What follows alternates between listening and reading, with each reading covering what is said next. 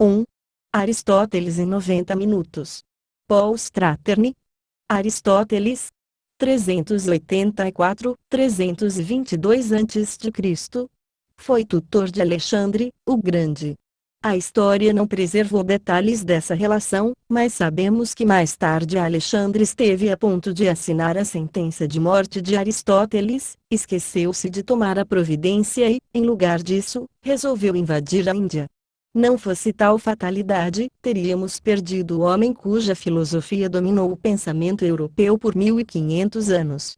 Foi devido a Aristóteles que o mundo medieval continuou a acreditar que o Sol girava em torno da Terra e que tudo era feito de terra, água, fogo e ar. Introdução. Aristóteles foi talvez o primeiro e o maior dos polígrafos. Sabe-se que escreveu acerca de tudo, do formato das conchas do mar à esterilidade, de especulações sobre a natureza da alma à meteorologia, poesia, arte e até mesmo sobre interpretação de sonhos. Disse que revolucionou todos os campos de conhecimento que tocou, com exceção da matemática, em que Platão e o pensamento platônico permaneceram absolutos. Acima de tudo, a ele se atribui a fundação da lógica.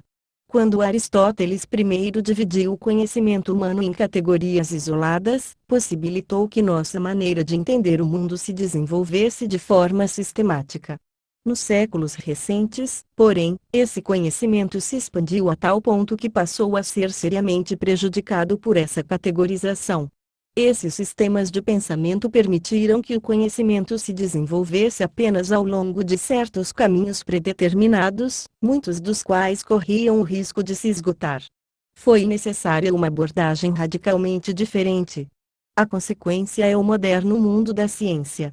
O fato de que tenhamos demorado mais de 20 séculos para descobrir essas limitações no pensamento de Aristóteles serve apenas para demonstrar sua originalidade sem paralelo. Até mesmo a morte do pensamento aristotélico deu origem a muitas questões filosóficas fascinantes. Quantas mais dessas limitações temos ainda que descobrir? Qual o grau de perigo dessas falhas em nossa forma de pensar? E o que exatamente elas nos impedem de aprender? Vida e obra. Em um promontório sobre a aldeia de Estagira, ao norte da Grécia, há uma estátua moderna de Aristóteles de muito pouca inspiração. Seu rosto sem expressão fixa a olhar por sobre as colinas arborizadas e cheias de protuberâncias, em direção ao mar Egeu azulado e distante. A figura do filósofo, em mármore alvíssimo, quase luminescente sob a luz do sol brilhante, ostenta uma toga decotada e sandálias, carregando na mão esquerda um pergaminho levemente danificado. Disse que o dano foi causado por um caçador de souvenirs, um professor de filosofia argentino. Gravadas na base, em grego, as palavras Aristóteles, o estagirita. Aristóteles nasceu em Estagira em 384 a.C. Apesar da estátua, porém, ele não veio ao mundo na moderna cidade de Estagira. De acordo com o guia turístico, o acontecimento teve lugar na periferia da antiga Estagira, cujas ruínas ainda são visíveis. Depois do encontro frustrante com a estátua, parti em direção a elas. As ruínas ficavam logo abaixo na estrada, informou-me um Batman que voltava da escola para casa. Com um floreio da capa negra de plástico indicou a estrada que levava ao litoral.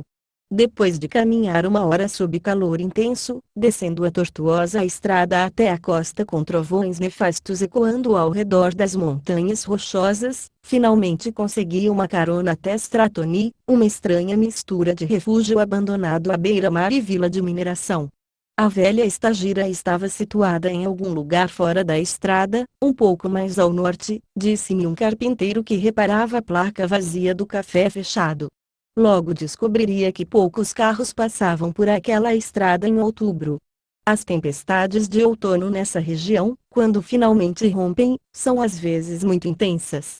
Por uma hora abriguei-me embaixo de uma estreita saliência de pedra enquanto um aguaceiro torrencial caía em cascatas sobre a encosta nua, sem qualquer sinal de ruínas ou veículos visíveis na intensa escuridão que pairava ao meu redor. Ensopado até os ossos, enfureci-me com a estátua que me levara à falsa Estagira. Tratava-se de uma simples fraude. A moderna cidade de Estagira não pretendia de forma alguma ser conhecida como local de nascimento de Aristóteles. Razão por que, analogamente, se poderia erigir uma estátua de Joana d'Arc em Nova Orleans. Aristóteles nasceu em 384 a.C. na velha Estagira, na Macedônia grega. No século IV a.C., os antigos gregos consideravam a Macedônia mais ou menos como os franceses modernos tendem a considerar a Inglaterra e a América. Mas Estagira não passava de um arremedo de civilização. Era uma pequena colônia grega fundada pela ilha Egeia de Andros. O pai de Aristóteles, Nicômaco, fora médico pessoal de Amintas, rei da Macedônia e avô de Alexandre, o Grande. Em consequência dessa ligação, que amadurecendo virou amizade, parece ter se tornado um homem rico, adquirindo propriedades ao redor de Estagira e em outras partes da Grécia. O jovem Aristóteles foi educado em ambiente de cultura médica, mas seu pai morreu ainda jovem, sendo ele então levado para Tarneus, cidade grega no litoral da Ásia Menor, onde foi educado por seu primo Próxenos. Como muitos que herdam fortunas, logo começou a gastar afoitamente o dinheiro que recebera. Segundo um dos relatos, esbanjou em vinho, mulheres e música, terminando tão falido que se viu forçado a alistar-se no exército por algum tempo, após o que voltou a Estagira e começou a estudar medicina. Aos 30 anos, porém, desistiu de tudo e partiu para Atenas a fim de estudar na academia dirigida por Platão, onde permaneceu por 8 anos. Hagiógrafos do final da Idade Média, decididos a transformá-lo em personagem pio, tendem a ignorar ou desacreditar publicamente essas impensáveis calúnias. Com toda a certeza, existe outra versão para o começo de sua idade adulta. De acordo com essa versão bem mais enfadonha, mas, deve-se admitir, bem mais digna de crédito, ele foi direto para a academia, aos 17 anos.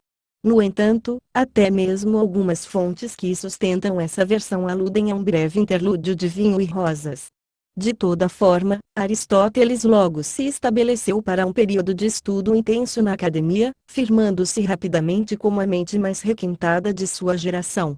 A princípio um estudante, logo foi convidado a se tornar um dos colegas de Platão. Parece que, no começo, venerava Platão. O certo é que absorveu toda a doutrina platônica ensinada na academia, e sua própria filosofia se alicerçou solidamente em seus princípios. Mas Aristóteles era demasiado brilhante para ser mero seguidor de alguém, ainda que de Platão. Quando percebeu o que parecia uma contradição, ou, que nos perdoem os céus, uma falha, nas obras do mestre, sentiu-se intelectualmente obrigado a apontá-la.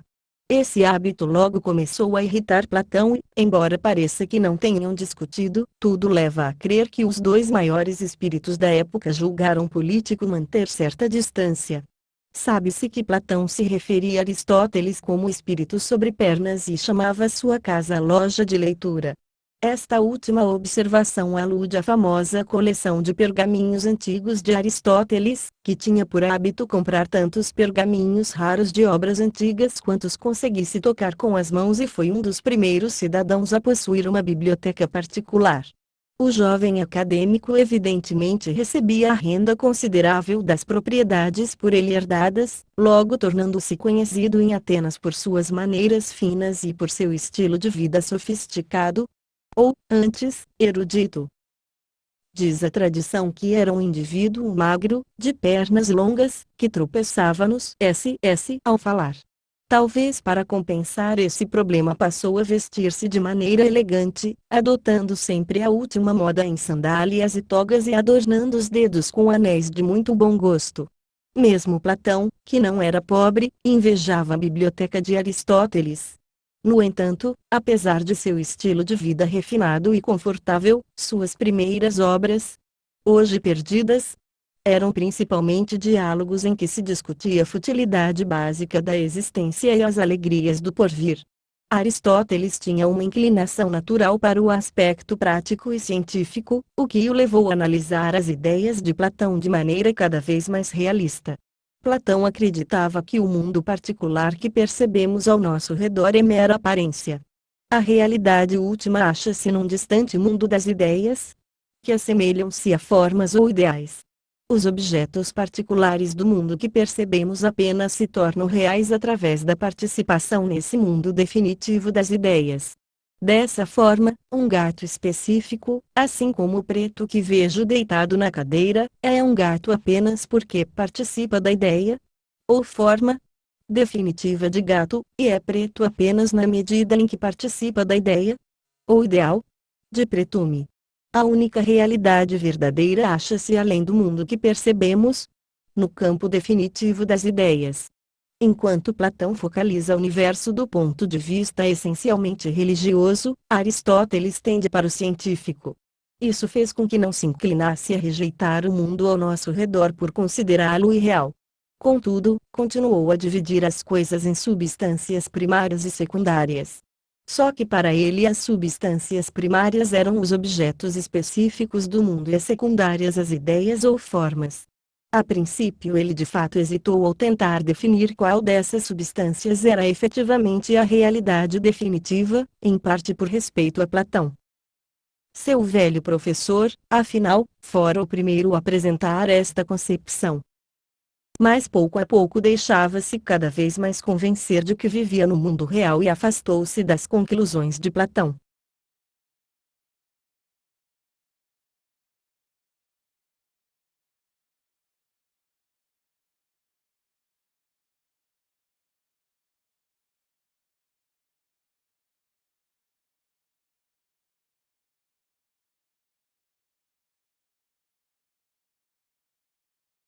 Ao longo dos anos, Aristóteles virtualmente inverteu a filosofia de Platão. A despeito disso, suas teorias metafísicas permanecem reconhecidamente uma adaptação da teoria de Platão. Onde Platão via formas como ideias com existência independente, ele via formas, ou universais, como os chamava, como essências personificadas na substância do mundo, sem existência independente. Aristóteles iria apresentar inúmeros argumentos devastadores contra a teoria das ideias de Platão, mas parece não ter avaliado que essas críticas eram igualmente devastadoras para sua própria teoria dos universais. Ninguém mais parecia perceber esse fato tampouco. Em consequência disso, foi basicamente sob a forma da doutrina modificada de Aristóteles que as teorias de Platão iriam se tornar a filosofia predominante no mundo medieval. Felizmente, havia muitos pontos obscuros e contradições aparentes na obra de Aristóteles, que forneceram aos eruditos medievais munição para infindáveis controvérsias suscitadas por diferentes interpretações. Foram essas discussões sobre erros, heresias, falsas crenças cismáticas e falsas interpretações inspiradas no demônio que mantiveram viva a noção de filosofia, quando, para todos os fins e efeitos, a aventura como um todo estava morta, ou, para ser mais preciso, entrara em longo período de hibernação. Embora tenha sido sugerido que muitas dessas controvérsias surgiram de simples erros do clero, consequência da inserção por parte dos copistas medievais de suas próprias suposições no lugar de palavras ilegíveis nos originais comidos pelas traças. Em 347 a.C., Platão morreu, deixando vago o cargo de líder da academia. Meia dúzia dos colegas mais capacitados de Platão achavam que havia apenas um homem apto a ocupar cargo de tanto prestígio. Infelizmente, cada um tinha em mente um nome diferente, quase sempre o seu próprio. E Aristóteles nesse ponto não era a exceção. Para seu desgosto o cargo foi finalmente entregue a Espeusipo, primo de Platão, conhecido por ter sido tão mal-humorado que em determinada ocasião atirou seu cachorro em um poço por latir durante suas aulas. Também se diz que inventou um equipamento que permitia o transporte de lenha miúda e finalmente se auto-administrou eutanásia, após ter se tornado objeto de ridículo público durante uma discussão com Diógenes, o cínico, na Ágora. Como pensador, Espeusipo dificilmente podia ser comparado ao homem cujas doutrinas forneceriam os alicerces a todo pensamento intelectual sério pelos 2 milênios seguintes. E, quando de sua nomeação, Aristóteles, profundamente encolerizado, deixou Atenas em companhia de seu amigo Xenócrates, outro candidato desiludido. Aristóteles atravessou o Egeu até Tarneus, onde passara a juventude. O lugar era então governado pelo eunuco Hérmies, mercenário grego que conseguira se apossar desse rincão da Ásia Menor. Em visita a Atenas, Hérmies ficara bastante impressionado com o que vira na academia e recebeu Aristóteles de braços abertos. Hérmies estava decidido a transformar Atarneus em um centro de cultura grega, e Aristóteles começou a assessorá-lo sobre a melhor forma de conseguir seu objetivo. A filosofia política de Aristóteles consiste principalmente no exame dos diferentes tipos de Estado e na melhor forma de governá-los. Ele mostra profunda compreensão da política, o que o levou a adotar uma atitude pragmática, em contraste direto com o enfoque idealista de Platão. A República descreve como o filósofo rei deveria governar sua utopia, que, como qualquer utopia, era de fato pouco mais que uma tirania. Aristóteles, ao contrário, descreve como governar um Estado real, esboçando métodos efetivos de ação frequentemente quase maquiavélicos. Sabia como a política funcionava e sabia que devia ser efetiva para, no final, ter alguma utilidade. Isso não significa dizer que era vazio de ideais. Genericamente, acreditava que a finalidade do Estado era produzir e apoiar uma classe de cavalheiros cultos como ele próprio, embora compreendesse que nem sempre isso era possível. Por exemplo, para conduzir uma tirania com sucesso, o governante devia se comportar como um tirano. Nesse estado policial não haveria lugar para a elite cultural de Aristóteles. Contudo, em determinado ponto sugere que existe outra forma de conduzir uma tirania. O tirano pode assumir uma postura religiosa e adotar uma política moderada. Alguns insinuam ter sido este o enfoque provavelmente adotado por Aristóteles como educador do tirano Hérmies. É muito pouco plausível, em minha opinião. No entanto, não estou sugerindo que Aristóteles teria defendido meios de instituir uma tirania drástica. Com todas as atividades culturais proibidas, a população mantida sob medo e pobreza, trabalhando na construção de grandes monumentos públicos, com guerras periodicamente programadas, a fim de conservá-los alertas e mostrar-lhes a necessidade de um grande líder. A análise de Aristóteles permanece irrelevante, do filósofo rei de Platão a Saddam Hussein. Aristóteles desenvolveu sua filosofia política em seus últimos anos de vida, e na época em que educava Hérmies provavelmente aderiu às ideias expressas na República de Platão. Se assim foi, ele pode muito bem ter diplomaticamente modificado, nesse caso, a doutrina do filósofo rei de Platão. Não era necessário que um eunuco tirano se tornasse filósofo, bastava certificar-se de que seguia os conselhos de um deles. Aproximando-se da meia-idade, apesar de seu dandismo, era considerado essencialmente o tipo de professor reservado. Foi então que, para surpresa de todos que o conheciam, se apaixonou. O objeto de sua afeição era uma jovem de nome Pítia, conhecida como integrante da casa de Hérmies. Alguns afirmam que era irmã de Hérmies, outros que era sua irmã por adoção. Embora algumas fontes, quase sempre confiáveis, afirmem que era originalmente sua concubina, algo como uma sinecura, considerando seu status sexual. Essas contradições sugerem que ela pode muito bem ter sido uma cortesã do palácio. Seria esse um caso precoce do professor apatetado apaixonado pelo anjo azul. De todo modo, Pítia não era virgem quando Aristóteles se casou com ela, a julgar pelo seu pronunciamento. Uma vez que se tornem efetivamente casados e chamem um ao outro marido e mulher, é totalmente errado que um homem ou uma mulher seja infiel, ficando implícito o que, antes disso, seria aceitável. Esse pronunciamento acha-se nas observações de Aristóteles sobre adultério, e parece que em assuntos tão pessoais ele tinha o hábito de generalizar a partir de sua própria experiência bastante limitada. Em suas observações sobre o casamento, afirma que a melhor idade para se casar é 37 anos para o homem e 18 para a mulher, precisamente as idades que ele e Pítia tinham quando se casaram. Independentemente do brilhantismo de Aristóteles, a imaginação não costumava ser seu ponto forte. Tudo isso torna ainda mais irônico o fato de que, em sua poética, o prosaico Aristóteles tenha forjado a mais poderosa elucidação da literatura jamais escrita. enquanto Platão, de longe o mais bem dotado poeticamente de todos os filósofos, decretava a expulsão dos poetas. É de se perguntar o que Platão tentava esconder. Aristóteles tinha alto apreço pela poesia, afirmando que seu valor era maior que o da história, em virtude de ser mais filosófica. A história trata apenas de acontecimentos específicos, enquanto a poesia está mais próxima do universal. Nesse ponto, ele parece se contradizer, fazendo eco à visão de mundo de Platão. No entanto, sua célebre afirmativa de que a tragédia suscita terror e piedade, purificando tais emoções através do desempenho dramático, permanece como um mergulho fundamental na comovente, porém problemática, experiência do teatro trágico.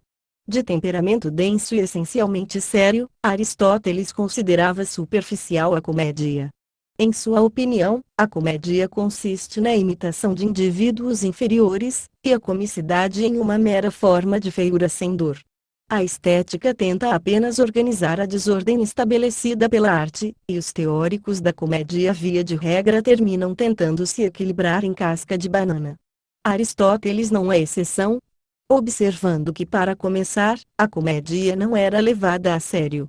Não muito depois de seu casamento, Aristóteles fundou uma escola em Assos e 3 anos mais tarde mudou-se para Mitilene, na ilha de Lesbos, onde fundou outra escola.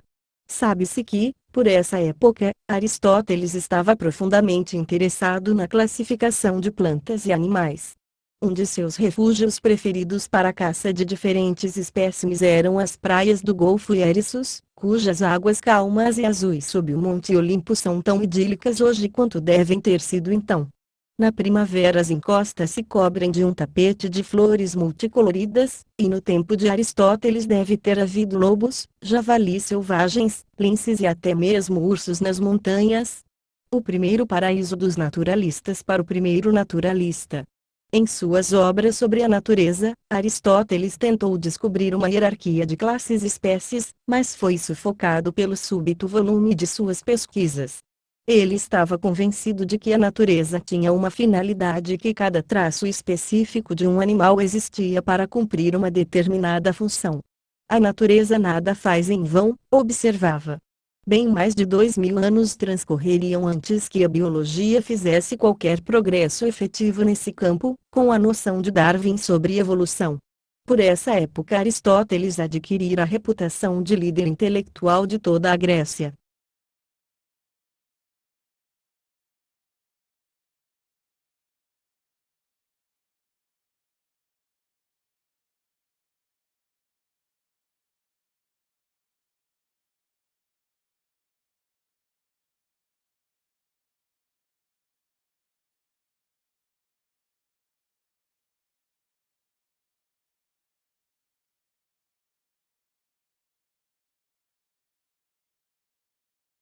Filipe da Macedônia conquistara recentemente a Grécia, unindo pela primeira vez suas cidades-estados, sempre em guerra em um país soberano. Convidou-o então para ser tutor de seu jovem e indomável filho Alexandre. Como o pai de Aristóteles tinha sido médico pessoal e amigo do pai de Filipe, era considerado membro da família, e sentiu-se obrigado a aceitar essa régia oferta. Com relutância partiu para Pela, capital da Macedônia. Hoje, Pela é pouco mais que um campo cheio de pedras, com alguns mosaicos de seixos e meia dúzia de colunas, à margem da movimentada estrada principal de Tessalônica em direção à fronteira oeste da Grécia. Um lugar surpreendentemente pouco marcante, considerando ter sido a primeira capital da Grécia Antiga. Mais tarde, depois que Alexandre, o Grande, lançou sua campanha megalomaníaca para conquistar o mundo, poderia ter reivindicado o título de primeira e última capital do mundo conhecido. Foi ali, em 343 a.C., que um dos espíritos mais brilhantes que o mundo jamais conheceu aceitou o desafio de educar um dos maiores megalomaníacos que o mundo jamais conheceu. Aristóteles tinha 42 anos, Alexandre 13. Mas, não sem surpresa, foi Alexandre o vencedor indiscutível. O jovem e voluntarioso aluno não aprendeu absolutamente nada durante os 3 anos em que esteve sob a orientação de seu tutor. Pelo menos é o que se conta. Aristóteles estava convencido da superioridade dos gregos sobre todas as outras raças. A seus olhos, o melhor líder seria um herói homérico, como Aquiles, cuja mente tivesse sido exposta aos últimos progressos da civilização grega. Acreditava que a mente humana tinha capacidade para subjugar o mundo inteiro. Não se pode negar que Alexandre guardava estranha semelhança com essa imagem, mesmo que não tenha se tornado exatamente o que Aristóteles pudesse ter desejado. Mas podemos apenas especular sobre esse encontro de gigantes, a respeito do qual curiosamente sabe-se muito pouco. O que se sabe é que, em pagamento por seus serviços, Aristóteles pediu a Filipe que reconstruísse sua cidade natal, Estagira, acidentalmente reduzida a escombros durante uma das recentes campanhas de Filipe na Península Alquídique. E sabe-se com certeza que, quando Alexandre se encontrava em sua grande expedição de conquista, recolheu plantas variadas desconhecidas e um zoológico de animais exóticos para que seu velho tutor os classificasse. A tradição da horticultura afirma que foi assim que os primeiros rododendros chegaram à Europa provenientes da Ásia Central. Se isso é verdade, Aristóteles deve ter classificado essa espécie de maneira errônea. Rododendro significa roseira em grego antigo. Em 336 a.C., Filipe da Macedônia foi assassinado, e Alexandre, então com 16 anos, ocupou o trono. Depois de prontamente executar todos os pretendentes e fazer algumas campanhas blitzkrieg preliminares através da Macedônia e da Albânia, cruzar a Bulgária e atravessar o Danúbio, descendo depois pela Grécia, reduzindo, em Houte, Tebas a uma ruína fumegante, Alexandre partiu então para sua campanha de conquista do mundo conhecido. Na prática, isso incluía o norte da África, a Ásia até Taškent e o norte da Índia. Felizmente, as lições de geografia de Aristóteles não mencionavam a China, cuja existência permanecia ignorada pelo Ocidente até então. Agora que Alexandre mantinha a mente ocupada com outros assuntos, a presença de Aristóteles não era mais necessária, sendo-lhe permitido retornar a Estagira. Porém, antes de deixar Aristóteles recomendou Alexandre seu primo Calístenes para o cargo de intelectual da corte. Esse ato de generosidade lhe seria fatal. Calístenes era um tanto falastrão, e Aristóteles, antes de partir, advertiu-o sobre os riscos de falar demais na corte. Quando Alexandre partiu em sua campanha de conquista do mundo, levou Calístenes como seu historiador oficial. Mas enquanto abriam caminho através da Pérsia, Calístenes parece ter provocado contra si próprio uma acusação de traição, o que fez com que Alexandre o trancafiasse numa gaiola portátil. Calístenes seguia ao lado do exército, derretendo sob o calor do deserto, o corpo coberto de feridas e insetos repulsivos, até que Alexandre, não suportando mais presenciar tal cena, lançou-o aos leões. Mas, como todos os megalomaníacos bem-sucedidos, Alexandre tinha seu lado paranoico.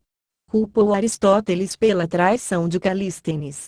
Disse que esteve a ponto de assinar sua execução, mas acabou esquecendo. Em vez disso, partiu para conquistar a Índia. Depois de passar 5 anos em Estagira, Aristóteles retornou a Atenas. Em 339 a.C. Espeusipo morreu e o cargo de líder da academia ficou novamente vago. Dessa vez o indicado a ocupá-lo foi Xenócrates, velho amigo de Aristóteles, tido como um indivíduo de caráter convenientemente austero e digno, embora em certa ocasião tenha feito jus à coroa de ouro por sua proeza etílica na festa das ânforas. Xenócrates morreria no cargo 20 anos mais tarde. Certa noite, Trôpego caiu dentro de um tonel de água.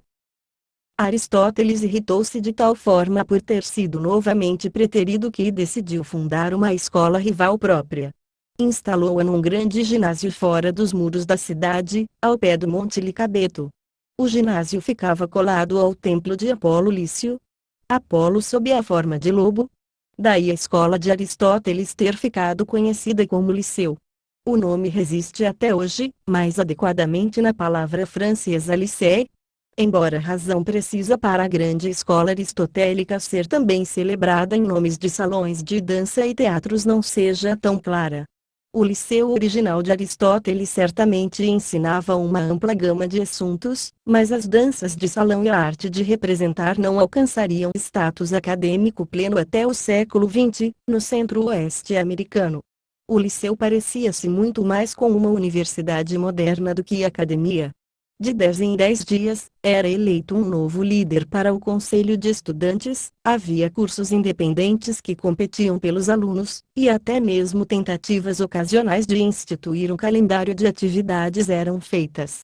O liceu realizou pesquisas em diversas ciências, transmitindo aos alunos as descobertas feitas, ao passo que a academia estava mais interessada em dar a seus alunos noções básicas de política e direito, a fim de que pudessem se tornar futuros governantes da cidade. O liceu era o MIT, ou talvez o Instituto de Estudos Avançados, da época, enquanto a academia se parecia mais com a Universidade de Oxford do século XIX ou com a Sorbonne.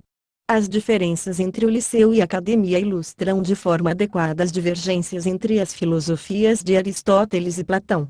Enquanto Platão escrevia a República, Aristóteles preferia reunir cópias das constituições de todas as cidades-estados gregas e selecionar os melhores artigos de cada uma. O liceu era a escola a qual as cidades-estados recorriam quando queriam redigir uma nova constituição. Ninguém tentou proclamar a República. Infelizmente, o minucioso estudo de Aristóteles sobre política já fora transformado em algo quase supérfluo por ninguém menos que seu pior aluno, Alexandre. A face do mundo se modificava para sempre. O novo império de Alexandre fazia chegar ao fim a era da cidade-estado, assim como hoje a União Europeia pode estar a ponto de determinar o final efetivo das nações independentes europeias. Nem Aristóteles nem qualquer um da galáxia de intelectuais reunidos nas escolas de Atenas parecem ter se dado conta dessa grande mudança histórica. Omissão que se equipara dos intelectuais do século XIX, de Marx a Nietzsche, ao deixar de prever a supremacia da América. Aristóteles dava suas aulas enquanto caminhava com os alunos, razão pela qual seus seguidores tornaram-se conhecidos pelo nome de peripatéticos, os que caminham para cima e para baixo. No entanto, alguns afirmam que receberam esse nome porque o mestre dava suas aulas na galeria coberta do ginásio, conhecida como Peripatos. Atribui-se a Aristóteles a fundação da lógica. Mais de 2000 anos seriam necessários para que surgisse um lógico de seu quilate, além de ter sido um metafísico quase ao nível de Platão e ter superado seu mestre tanto em ética quanto em epistemologia. Apesar disso, no quesito originalidade é Platão quem prevalece. Aristóteles pode ter fornecido as respostas, mas foi Platão quem percebeu antes as questões básicas dignas de indagação. Aristóteles, cujo feito mais significativo deu-se no campo da lógica, chegou a considerá-la o alicerce sobre o qual todo o conhecimento repousa. Platão intuíra que o conhecimento podia ser adquirido pela dialética, discussão, sob forma de conversa, mediante perguntas e respostas. Mas foi Aristóteles quem formalizou e desenvolveu esse método com a descoberta do silogismo, o qual, segundo ele, mostrava que quando certas coisas são afirmadas, pode-se demonstrar que alguma coisa que não afirmada necessariamente se segue. Por exemplo, se fizermos as duas afirmações seguintes: todos os humanos são mortais. Todos os gregos são humanos, podemos inferir que todos os gregos são mortais. O que é logicamente necessário e inegável. Aristóteles chamou sua lógica de analítica, que significa explicitadora. Toda a ciência ou campo de conhecimento tinha de surgir de um conjunto de princípios básicos ou axiomas. A partir destes, as verdades poderiam ser deduzidas através da lógica, ou explicitadas. Esses axiomas definiam um determinado campo temático, separando dos elementos irrelevantes ou incompatíveis.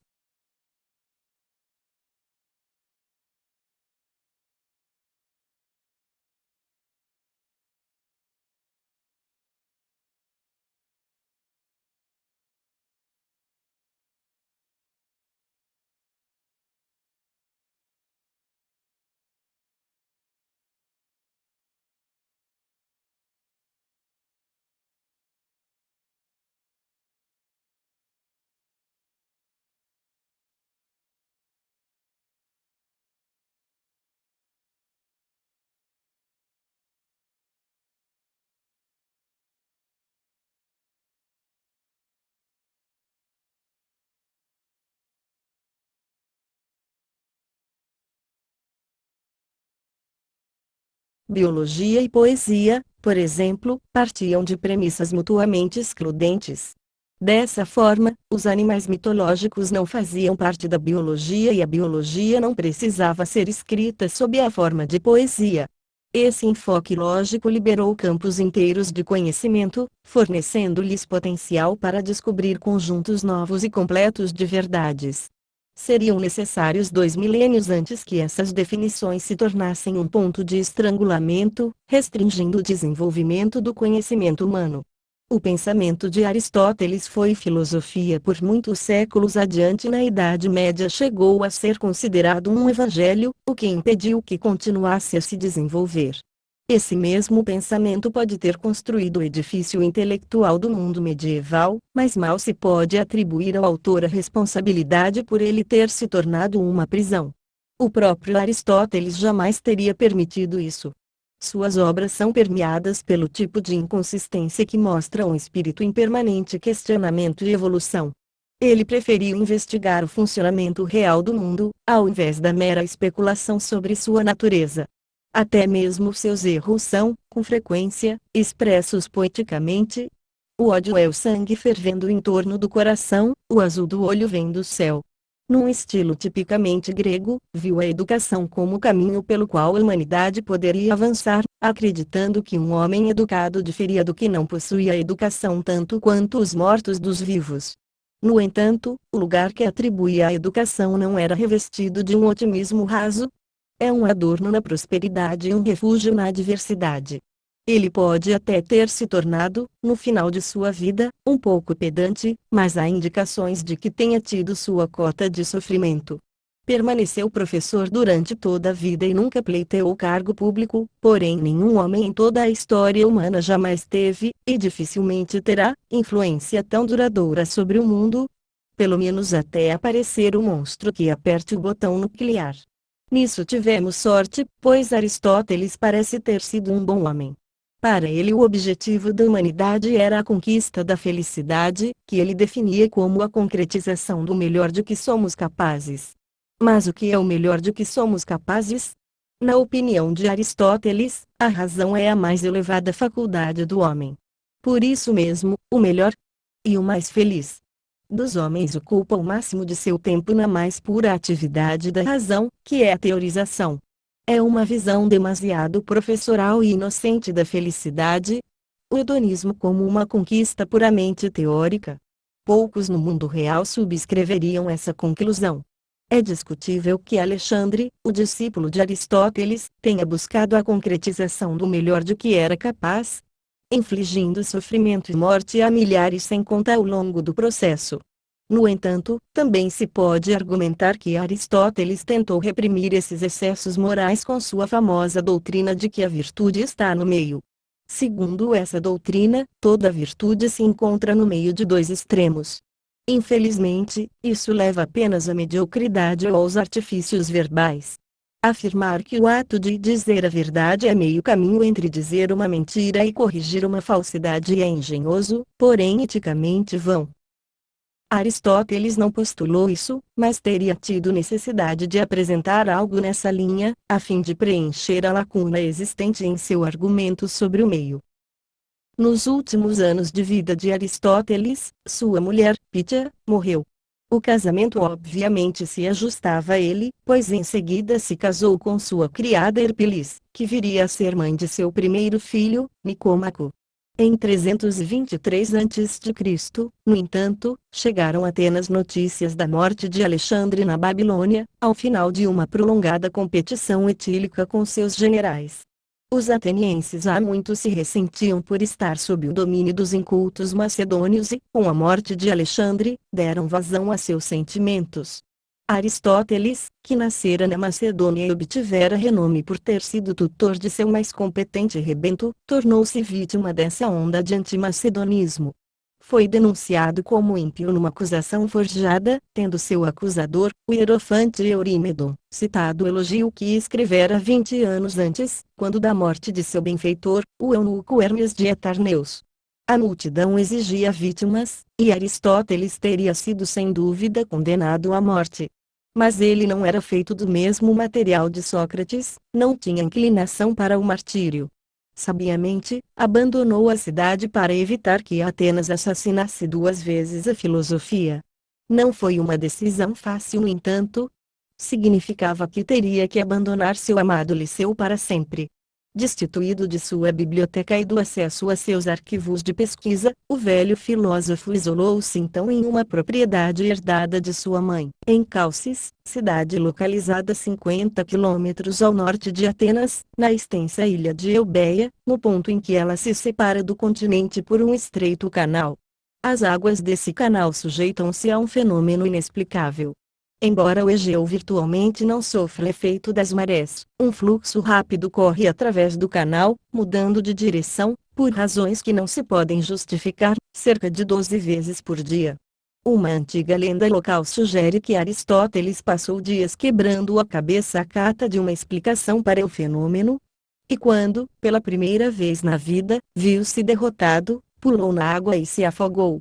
Fontes históricas mais confiáveis registram que Aristóteles morreu em 322 a.C., aos 63 anos, um ano depois de ter chegado a Calcis.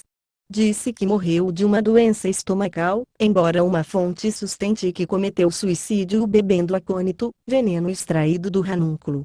Na época, esse extrato era eventualmente usado como remédio, o que me sugere uma overdose acidental ou eutanásia auto-administrada, ao invés de simples suicídio. Embora seja perfeitamente possível que sua amargura por ter perdido o Liceu tenha levado a não mais considerar a vida digna de ser vivida. O testamento de Aristóteles começa com as palavras imortais: tudo ficará bem, mas caso alguma coisa aconteça, prossegue dando instruções para a educação dos filhos e alforria seus escravos. Informa em seguida ao executor do testamento que, caso Erpilis deseje se casar novamente, não deve ser entregue a alguém sem méritos. O autor desse documento parece um homem essencialmente prosaico e decente, de caráter não afetado pelo fato de ser veículo do gênio supremo. Termina seu testamento solicitando que parte do dinheiro por ele deixado fosse usado para erigir estátuas de Zeus e Palas Atena, em tamanho natural, em Estagira. Não consegui detectar sinal dessas estátuas quando finalmente cheguei às pedras dispersas e deslocadas pela chuva da antiga Estagira durante o final de um temporal, naquela tarde pouco feliz, há muitos anos na Grécia. Enquanto vagava pela encosta abandonada pelos deuses, pilhei-me recordando a visão aristotélica sobre a natureza da comédia, segundo a qual a comicidade era meramente uma forma de feiura indolor. Paralisado pelo frio e diante de uma vista nada bela, compreendi que havia ainda um caminho a percorrer no pensamento de Aristóteles, pelo menos no que diz respeito à comicidade. Pós-fácil. Quando Aristóteles se viu forçado a fugir de Atenas em 323 a.C., deixou o Liceu a cargo de Teofrasto. Segundo uma fonte, Teofrasto se apaixonara pelo filho de Aristóteles, que fora seu aluno, porém Aristóteles não considerou que essa tradicional ocupação desqualificasse seu sucessor. Teofrasto garantiu a continuidade do Liceu após a partida de seu fundador, e sua escola peripatética de filósofos logo começou a viver de acordo com o nome, perambulando por todo o mundo clássico, levando a filosofia aristotélica onde quer que fosse. Contudo, foram necessários aproximadamente 3 séculos após a morte de Aristóteles para que seus trabalhos fossem reunidos na forma em que são hoje conhecidos. Sua obra pode ser dividida em 2 grupos: as que escreveu para publicação e as notas das aulas dadas no Liceu, que não eram destinadas à publicação. Como era inevitável, as primeiras se perderam, e as únicas que chegaram até nós foram as últimas, inicialmente em fragmentos e cobrindo centenas de rolos de pergaminhos, organizados segundo as diferentes obras por Andrônico de Rhodes, o último líder do Liceu. É a Andrônico que devemos a palavra metafísica, título dado a um grupo de obras originalmente sem título que se seguiam aos volumes de física, o que fez com que ele as rotulasse simplesmente como depois da física, que em grego antigo se diz metafísica. As obras contidas nessa seção compreendem os tratados sobre ontologia e a natureza última das coisas, assunto que rapidamente se identificou com o rótulo colado a essas obras. Metafísica. Essa palavra, portanto, que através dos séculos tornou-se sinônimo da própria filosofia, de início nada tinha a ver com a filosofia por ela descrita. Assim como a própria filosofia, começou com um erro e continuou a florescer como tal desde então. Durante a Era Clássica, Aristóteles não era considerado um dos grandes filósofos gregos, ombreado a seus pares Sócrates ou Platão. Na Era Romana foi reconhecido como o maior lógico, mas o restante de sua filosofia foi em geral ofuscado, ou absorvido, pelo neoplatonismo crescente, o qual, por sua vez, ao longo dos séculos, foi em sua maior parte assimilado pelo cristianismo. Os pensadores cristãos logo se deram conta da utilidade da lógica aristotélica, e Aristóteles passou a ser reconhecido como autoridade suprema do método filosófico. A lógica aristotélica persistiria como a base do intenso debate teológico travado durante toda a Idade Média.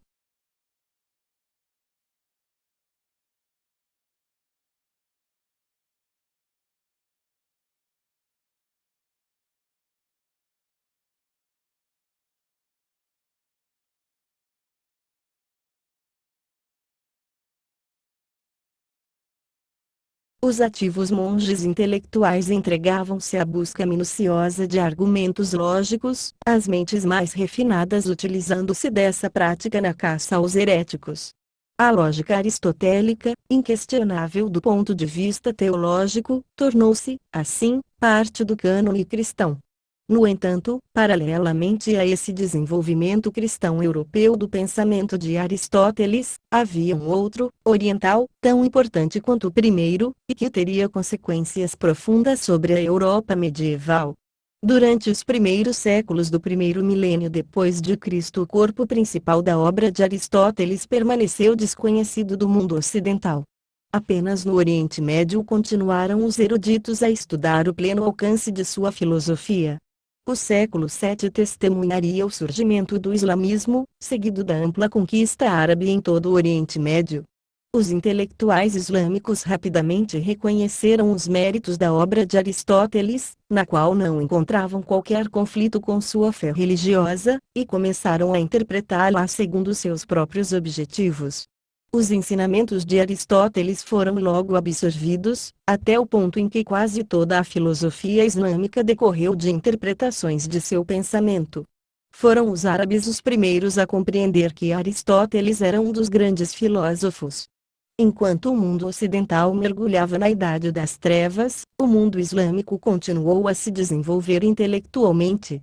Prova dessa rica herança são as palavras que recolhemos do árabe, como álgebra, álcool e alquimia, assim como todo o nosso sistema de numeração.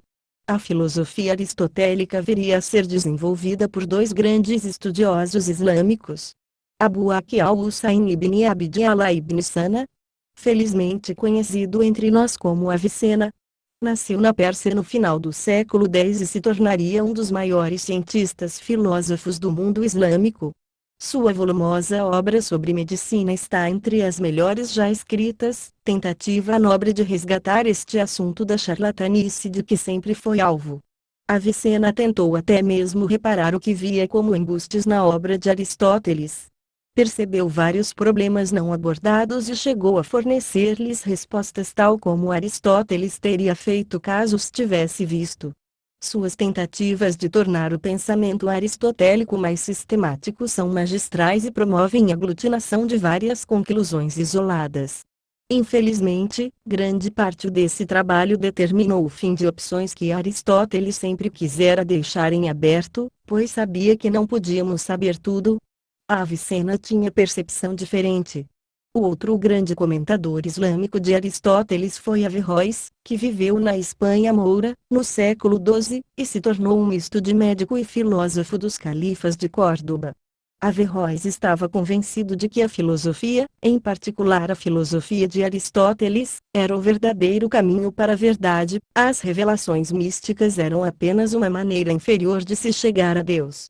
A razão era muito superior à fé. Um dia o califa provocou Averroes perguntando-lhe como os céus tinham chegado a existir, o que obrigou o filósofo a confessar que não tinha resposta para essa pergunta. Postura intelectual.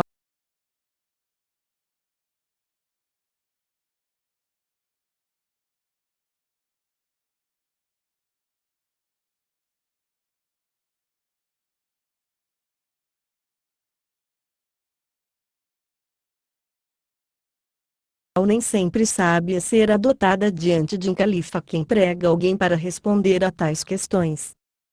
Felizmente o califa reconheceu a honestidade de Averroes e mandou que fosse buscar a resposta em Aristóteles.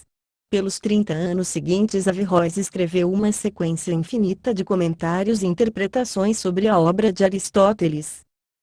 Embora inteligentemente jamais tenha apresentado resposta à pergunta original do califa, o próprio califa já havia se pronunciado sobre o assunto. Averroes, entretanto, elaborara, ele próprio, várias respostas a Aristóteles, chegando mesmo a fornecer argumentos, a partir de Aristóteles, para fundamentar seus pontos de vista, que, via de regra, contrariavam os de Aristóteles. Esse era exatamente o tipo de enfoque que agradava aos sábios cristãos medievais, que rapidamente perceberam sua utilidade na perseguição aos heréticos.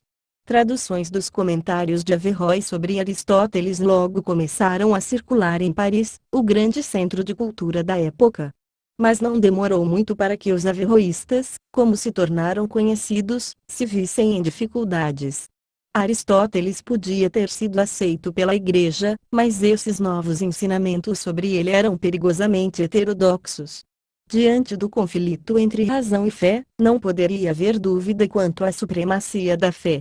Os averroístas acharam-se ameaçados de uma acusação de heresia, e a única forma que tiveram de se defender foi através do uso de argumentos da mesma fonte de sua heresia, ou seja, os escritos de Averroes. Felizmente, a situação foi reparada por Tomás de Aquino, o maior dentre todos os sábios medievais, que conseguiu costurar um acordo. A razão deve de fato ser livre para operar de acordo com suas próprias leis inexoráveis, mas apenas dentro dos limites da fé. A razão sem a fé não era nada. Tomás de Aquino sentiu-se profundamente atraído por Aristóteles e logo reconheceu seu supremo valor. Ele iria dedicar grande parte de sua vida à harmonização da filosofia de Aristóteles com a da Igreja. No final, conseguiu firmar o aristotelismo como base filosófica da teologia cristã, o que viria a significar a edificação, e a ruína final, do aristotelismo. A Igreja Católica decretou que os ensinamentos de Aristóteles, segundo a interpretação de Tomás de Aquino, eram a verdade, só podendo ser negados sob pena de heresia. Situação que permanece em vigor até hoje. Grande parte da filosofia de Aristóteles dizia respeito ao mundo natural, sendo, portanto, científica.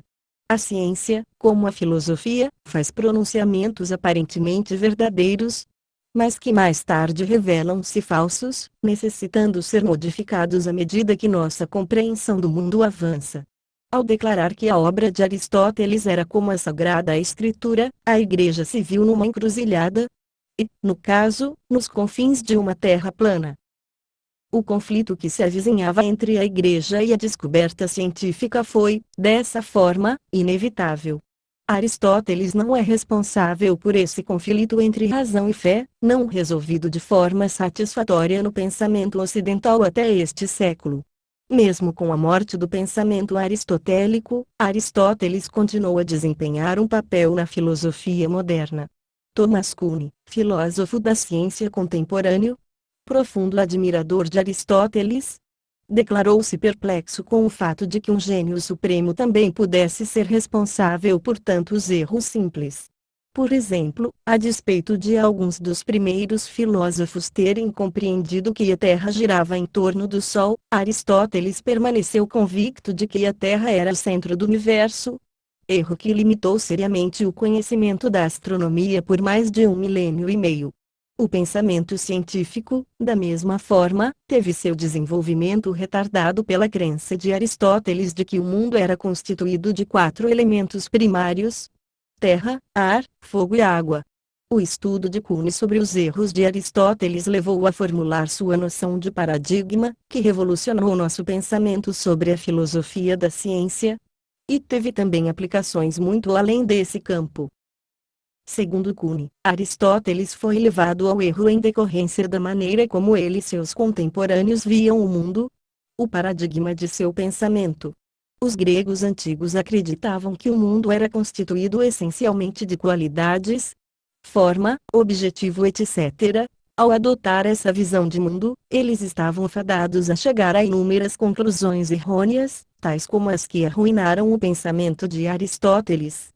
A conclusão inevitável a ser tirada da noção de paradigmas de Kuhn é que não pode existir uma forma verdadeira de ver o mundo, seja científica seja filosoficamente.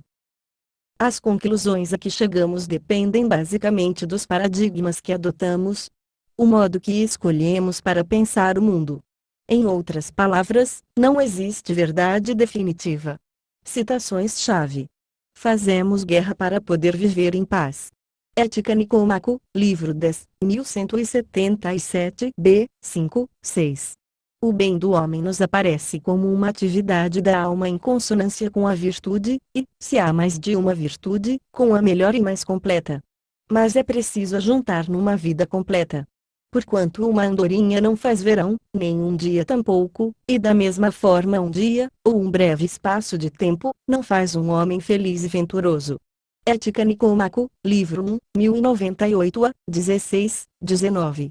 É pois a tragédia a imitação de uma ação de caráter elevado, completa e de certa extensão, em linguagem ornamentada e com as várias espécies de ornamentos distribuídas pelas diversas partes do drama, imitação que se efetua, não por narrativa, mas mediante atores, e que, suscitando o terror e a piedade, tem por efeito a purificação dessas emoções. Poética, 1449 b. 24, 8. Aquele que estuda a forma como as coisas se originaram e passaram a existir, quer se trate do Estado ou de qualquer outra coisa, terá delas a mais clara visão. Política, 1252 a 24, 5. É evidente, dessa forma, que o Estado é criação da natureza e é uma das características do homem, que somente ele possui, um sentido de bem e de mal, de justiça e de injustiça, e de propriedades semelhantes, sendo que a reunião de seres vivos que possuem esse sentido constitui uma família e um Estado. Política, 1253 a 2, 18. A noção de Estado é naturalmente anterior à de família ou à de indivíduo, uma vez que o todo deve necessariamente anteceder as partes.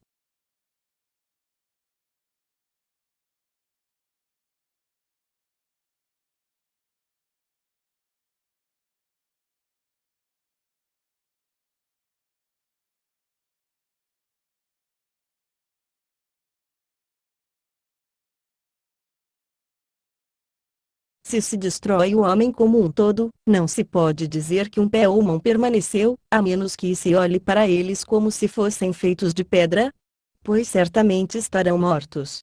Só se pode entender uma coisa como ela é em função de sua engenhosidade e de sua capacidade de realizá-la. E quando não mais possui essa engenhosidade ou essa capacidade, não permanece igual, simplesmente tem o mesmo nome. Dessa forma, é incontestável que uma cidade precede um indivíduo. Pois se um indivíduo não for suficiente em si mesmo para constituir um governo perfeito, ele simplesmente será em relação a uma cidade aquilo que outras partes são em relação a um todo. E qualquer um que não seja capaz de viver em sociedade, ou não precise fazê-lo, por ser suficiente em si mesmo, deve ser ou uma besta ou um deus. Todos têm, portanto, um impulso natural para se associar a outros dessa maneira, e quem quer que seja que tenha fundado a primeira sociedade civil produziu o maior bem para a humanidade. Dessa forma, o homem é a melhor de todas as criaturas vivas, assim como, sem leis e justiça, seria o pior. Pois nada é tão difícil de erradicar quanto a injustiça perpetrada pela força.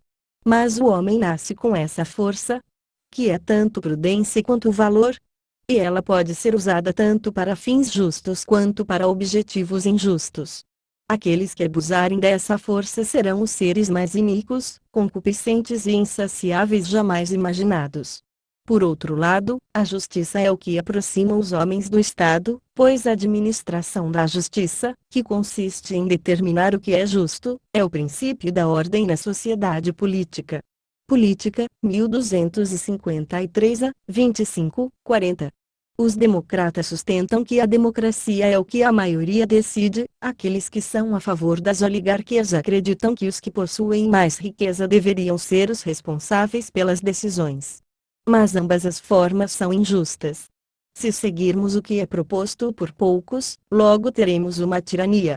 Pois se uma pessoa possui mais do que quaisquer outros, de acordo com a justiça oligárquica, este homem isoladamente tem direito ao poder supremo.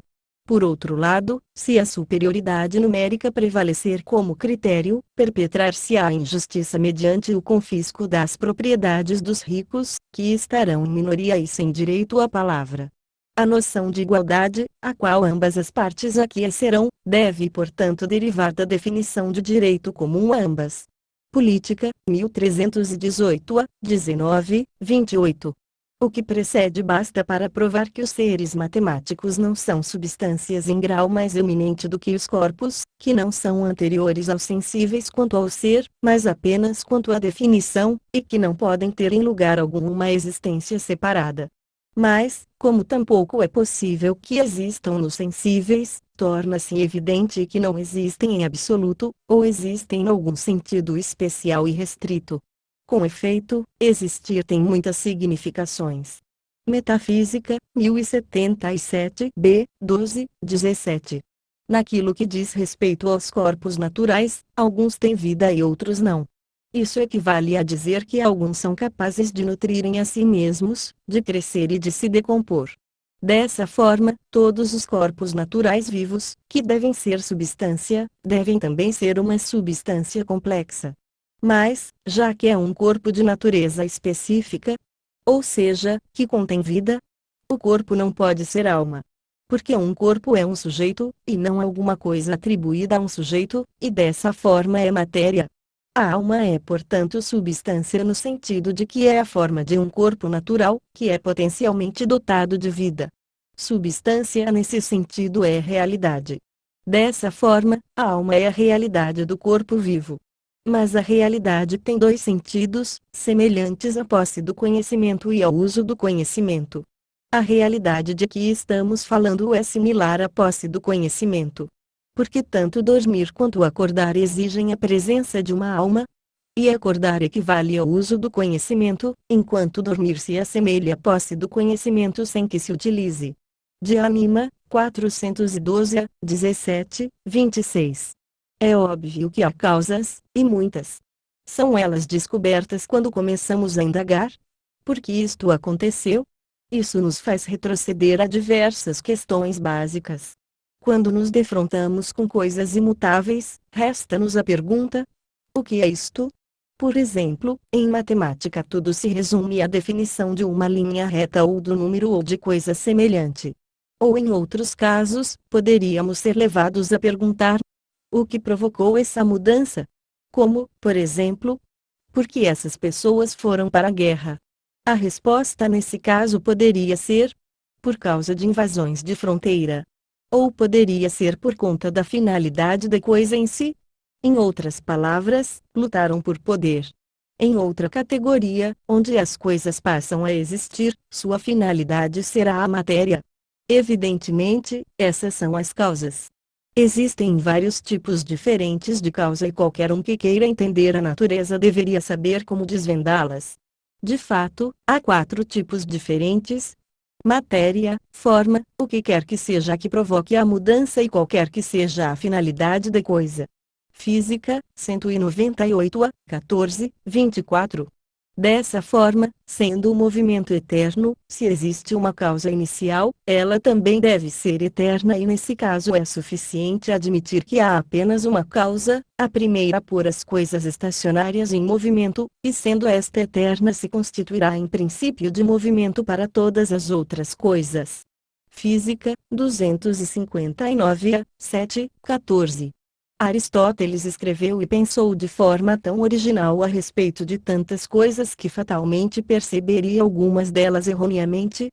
Aqueles cujas narinas têm extremidades espessas são preguiçosos, tal qual o gado. Aqueles que possuem narizes de pontas grossas são insensíveis, assim como os javalis. Por outro lado, pessoas cujos narizes têm ponta fina irritam-se com facilidade, de maneira muito semelhante aos cães. Contudo, os de nariz de ponta arredondada e chata são magnânimos, da mesma forma que os leões.